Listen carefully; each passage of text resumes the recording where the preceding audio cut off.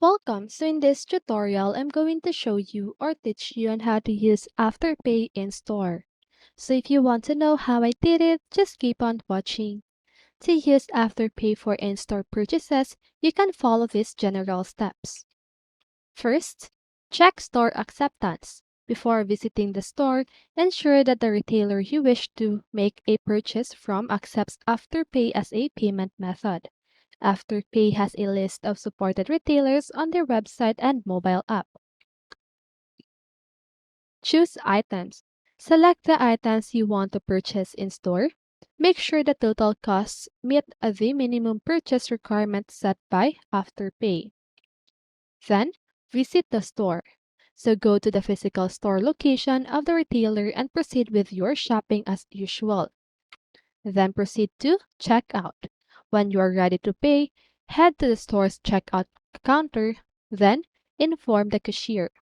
Let the cashier know that you would like to pay using Afterpay. Provide them with the necessary information if requested, for example, Afterpay app, mobile number, or barcode. Now, complete the purchase. The cashier will guide you through the payment process. In some cases, they may scan a barcode from your Afterpay mobile app, or you may need to provide your mobile number associated with your Afterpay account. Then lastly, pay in installments.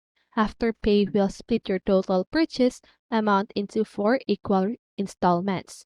You will make the first payment at the time of purchase, and the subsequent payments will be automatically deducted from your chosen payment method every 2 weeks.